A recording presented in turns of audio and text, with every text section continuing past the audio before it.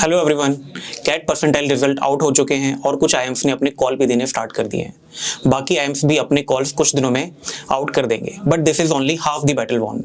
बाकी तैयारी आपकी जीडी, पीआई और वैट के कंपोनेंट की होती है। यानी कि कैट की percentile most of the IIMs में अराउंड 30, 40 या 50% के अराउंड होती है। बाकी वेटेज आपके जीडी, पीआई, वैट या कैट्स वगैरह की होती है। यानी कि इसके बाद डिपेंड करता है कि आप अपनी जीडी, पीआई की तैयारी कितने अच्छे से करते हो और उसके अकॉर्डिंग आपका फाइनल कॉलेज में सिलेक्शन के चांसेस कम या ज़्यादा हो सकते हैं। तो आज इस वीडियो में हम डिस्कस करने वाले हैं कि जीडी, पीआई या वैट की तैयारी आपको कैसे करनी चाहिए। अगर आप अच्छे से प्रिपरेशन करते हैं तो 1 से 2 महीने काफ़ी हैं आपकी जीडी, पीआई की पूरी तैयारी के लिए। आज इस वीडियो में हम ये डिस्कस करने वाले हैं कि इस अगले 1 या 2 महीने में आपको अपनी तैयारी कैसे करनी चाहिए। तो सबसे पहला कंपोनेंट है about you and yourself, which basically means आप स्टार्ट करिए अपने नाम से, अपने सरनेम से। For example, my name is Deepak Agarwal. In one of my interviews I was literally asked Deepak का मतलब क्या होता है। I remember a few of my friends who were asked कि आपके सरनेम का मतलब क्या है, ये ओरिजिनेशन कहाँ से हुआ था, या फिर इस सरनेम के अराउंड की फेमस पर्सनैलिटीज कौन है, और कोई ऐसी फेमस पर्सनालिटी है जो एक्चुअल में फेमस है, तो उसके अराउंड की सारी चीज़ें आपको याद रहनी चाहिए during the time of your interview. For example, Agarwal के केस में मुझसे पूछा जा सकता है कि यार इसका ओरिजिनेशन कहाँ से है, how is it related to Rajasthan, are Bania, Agarwal, Marwaris are the same और different. So the question can be anything around you and you should start it from your name itself. तो सेकंड पॉइंट है all cities and states associated with you. For example, when I was preparing for my MBA interviews, I prepared for each and every city related to me. For example, I was born in a city called Mathura. तो मैंने ये याद किया कि यार मथुरा का origination क्या है, मथुरा की हिस्ट्री क्या है। I studied about Krishna ji, Kans, about Mahabharat etcetera. जब मैं थोड़ा सा बड़ा हुआ तो we move to a city called Faridabad. Again, Faridabad का मतलब क्या है, फरीदाबाद का नाम फरीदाबाद क्यों है, हु इज मेयर, पॉलिटिक्स क्या है, डेमोग्राफिक्स क्या है, पॉपुलेशन क्या है। Then for my job I went to Chandigarh. तो चंडीगढ़ के अराउंड की सारी चीज़ें हैं, like is Chandigarh a union territory, what is the meaning of a union territory. So आप ये समझिए कि जो भी सिटीज़ या स्टेट्स आपसे रिलेटेड हैं उसके बारे में आपको सब कुछ पता होना चाहिए। Do not leave anything about those cities and states. I remember one of my friends was asked in an interview कि आप दिल्ली से चंडीगढ़ डेली ट्रैवल करते हो, कौन कौन सी सिटीज बीच में आती हैं और उन सिटीज के सिग्निफिकेंस क्या है, राइट? तो कुछ मत छोड़िए around the cities and states. Point number 3 which you can study about your self is the name of your school and your undergrad college. For example, अगर आपके स्कूल का नाम है लेट्स सपोज लाल बहादुर शास्त्री, तो who was Lal Bahadur Shastri, college कब start हुआ था, इसका एस्टेब्लिशमेंट कब था, इसके फाउंडर कौन थे, कितने टाइम हो गए, या फिर आपके स्कूल से कोई फेमस पर्सनैलिटी निकली है कि अगर है तो उसके अराउंड की सारी चीज़ें आपने पढ़ ली। Again I will take one more my own example. I am CAP interview के टाइम पे the name of my undergrad college was Motilal Nehru national institute of technology Allahabad. तो मुझसे पूछा गया था यार ये मोतीलाल नेहरू कौन है and how is he related to Rahul Gandhi. अब देखिए, कोई रैंडम क्वेश्चन नहीं पूछा, कोई जीके नहीं थी, करंट अफेयर्स नहीं थे, मेरे ही रिज्यूमे से, मेरी ही कहानी से रिलेट करके कुछ क्वेश्चंस पूछ लिए गए थे। And that's the reason I am asking guys कि आपसे रिलेटेड जितनी भी चीजें हैं उसके बारे में आप डिटेल में आपको पढ़ना चाहिए। Next thing which you should prepare is around your hobbies.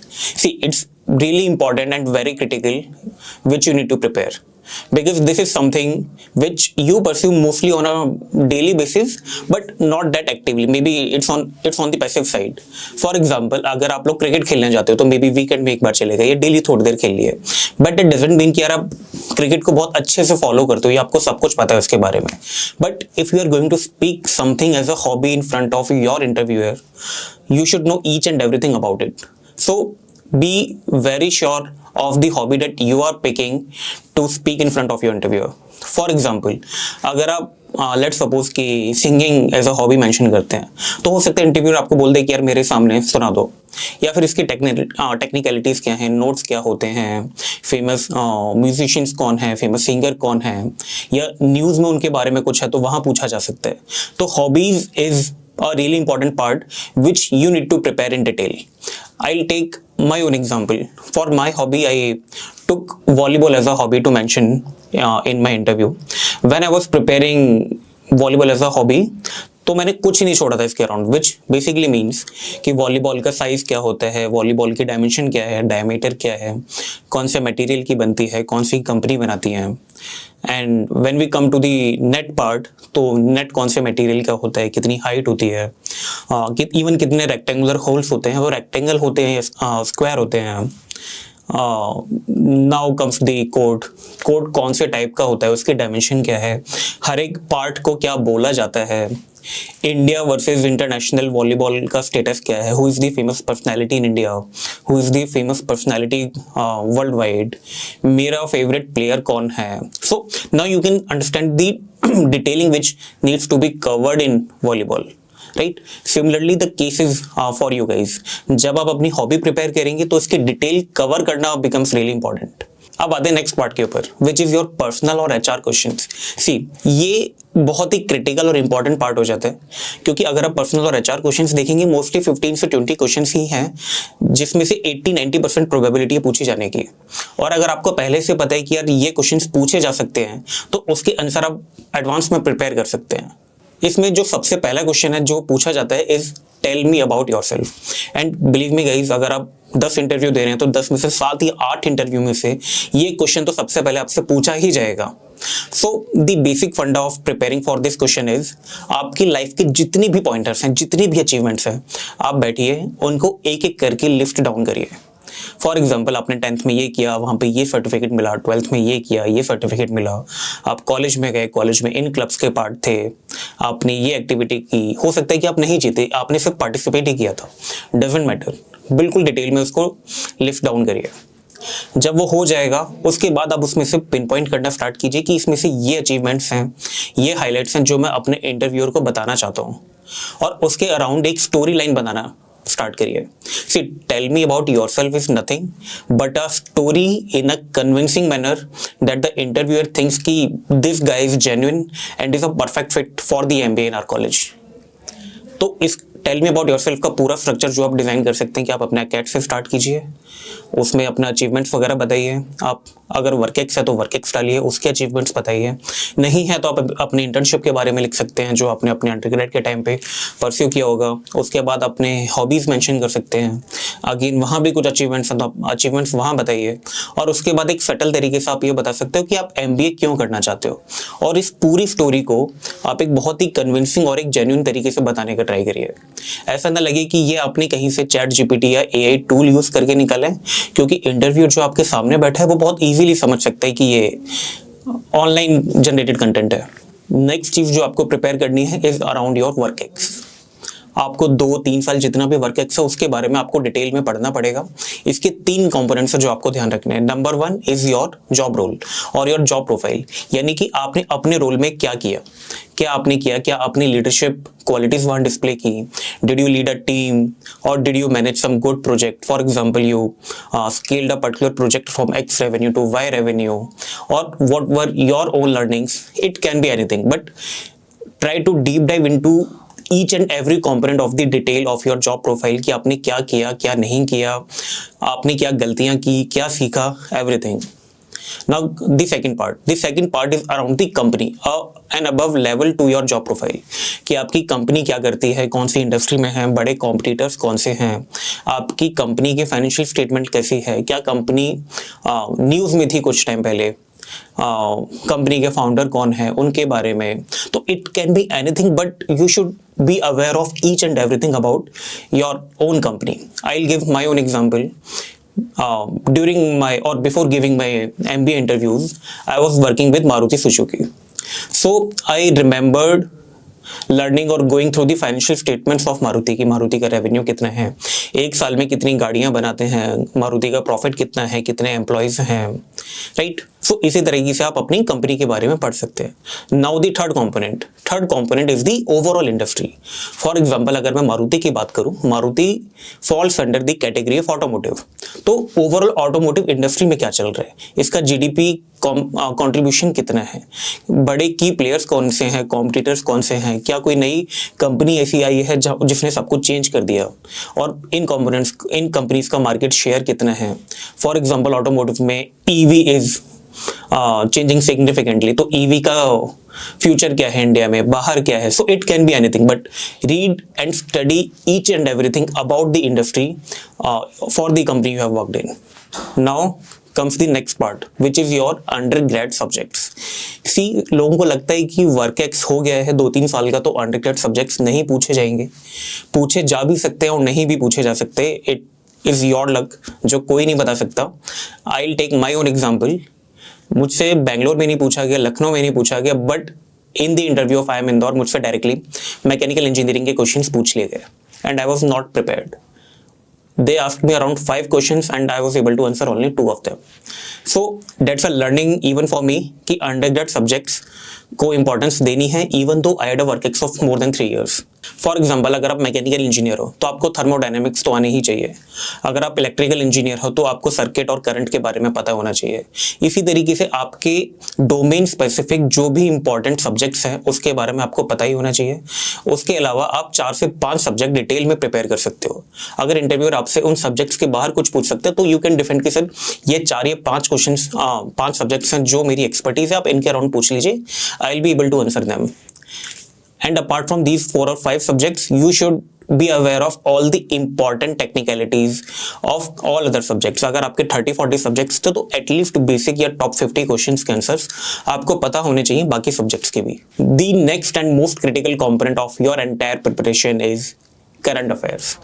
ये वो कंपोनेंट है जहाँ बहुत सारे बच्चे लैग करते हैं because they are not regular while going through their current affairs और न्यूज़पेपर्स. तो यहाँ रेगुलर होना और डेली प्रैक्टिस करना बिकम्स रियली इंपॉर्टेंट. आप करंट अफेयर से अपडेटेड रहने के लिए डेली न्यूज़पेपर पढ़ सकते हैं. फॉर एग्जांपल इकोनॉमिक टाइम्स हो गया, द हिंदू हो गया और टाइम्स ऑफ इंडिया हो गया. यहाँ पे पूरा का पूरा न्यूज़पेपर आपको 3-4 घंटे लगा के पढ़ने की कोई ज़रूरत नहीं है. आप जब पढ़ना स्टार्ट करेंगे you will get to know और अंडरस्टैंड ग्रेजुअली कि आपको क्या पढ़ना है और क्या नहीं पढ़ना है, किन कंपोनेंट्स का ध्यान देना है.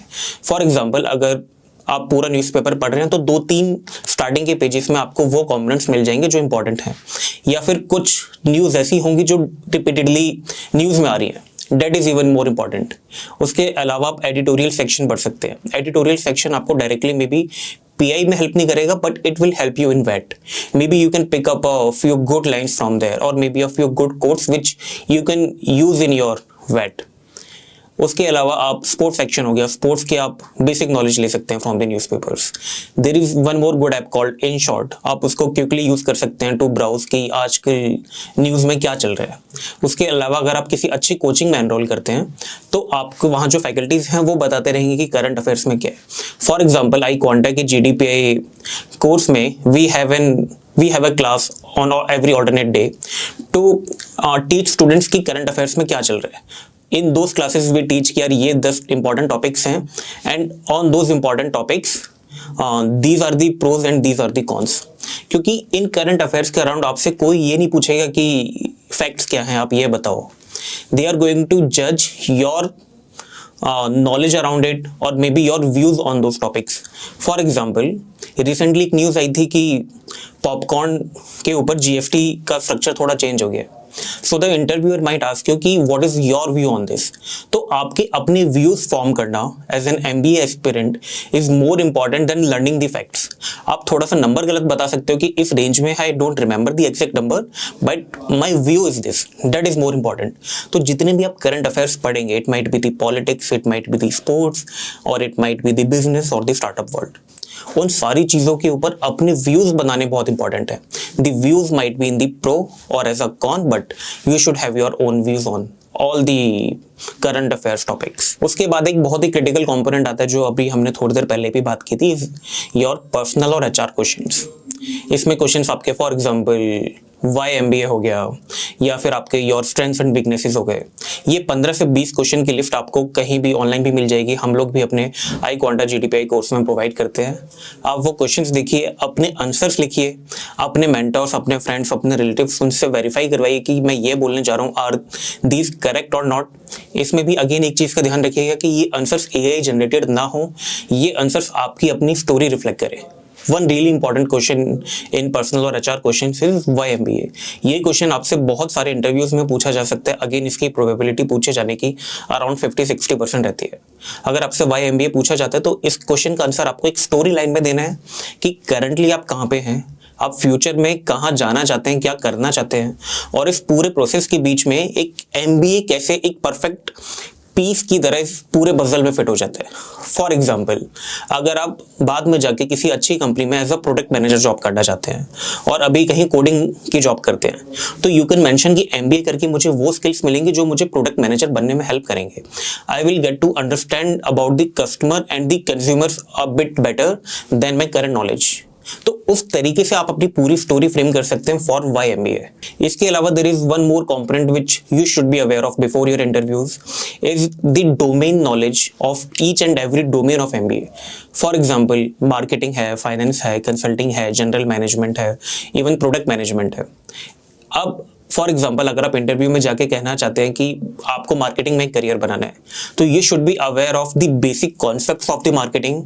मार्केटिंग में कौन से अच्छे एग्जांपल्स हैं, कौन सी अच्छी कंपनीज हैं जिन्होंने कुछ भी मार्केटिंग के थ्रू अच्छा किया है। For example, PNG company has really good marketing team, वो कुछ कुछ करते रहते हैं।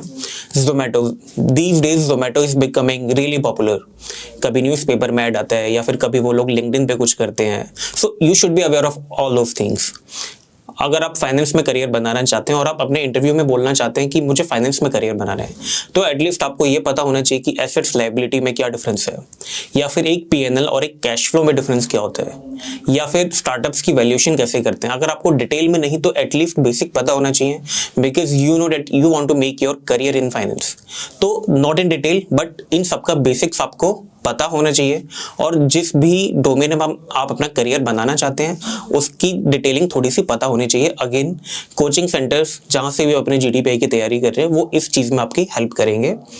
अपने आई क्वांटा जीडीपीआई कोर्स में हम लोग ये डोमेन नॉलेज वाले सेशंस रेगुलरली करते हैं, लाइव सेशंस होते हैं। आप एनरोल करके ये सारी चीज़ें सीख सकते हैं। और उसके बाद आपका लास्ट कंपोनेंट बचता है आपका रिज्यूमे या फिर आपका सीवी। बहुत सारे एमबीए कॉलेजेस आपसे रिज्यूमे या सीवी नहीं मांगेंगे, बट आपके पास वो फिर भी होना चाहिए। फॉर एग्जांपल, आप किसी इंटरव्यू के लिए जा रहे हैं और अगर आपके पास अपना एक रिज्यूमे या सीवी का टेम्पलेट अवेलेबल है और वो आप अपने इंटरव्यूअर को दे देते हैं, तो 1 मिनट में वो आपके बारे में सारी चीज़ें समझ लेगा कि अच्छा आपने ये किया हुआ है, आपका वर्क एक्स ये है, आपने यहाँ जॉब की है, ये आपका कॉलेज है। Each and everything they will get to know, and that's the reason building a CV और रिज्यूमे इज वेरी इंपॉर्टेंट। और उसके अलावा कुछ कॉलेजेस आपका रिज्यूमे या सीवी मांगते भी है, तो it's better to prepare in advance rather than कि किसी कॉलेज ने आपसे रिज्यूमे मांगा और उसके बाद आप 3 दिन में उसको बना रहे हैं। To build a resume, again list down each and everything which you have done in your life, कि आपके अचीवमेंट्स क्या हैं, आपने वर्क एक्स में क्या किया है, कि आपने कोई लीडरशिप स्किल्स कहीं डिस्प्ले की है, या आपने किसी प्रोजेक्ट पे काम किया है। May be you participated in an event और एन स्पोर्ट्स, कोई सर्टिफिकेट नहीं भी मिला, बट अगेन लिस्ट डाउन करिए कि ईच एंड एवरीथिंग आपने जो भी अपनी लाइफ में किए। जब आपके पास कंटेंट हो जाएगा उसके बाद ट्राई टू आइडेंटिफाई और सेलेक्ट कि अच्छा मुझे अपने रिज्यूमे या सीवी में ये पॉइंट्स लिखने चाहिए।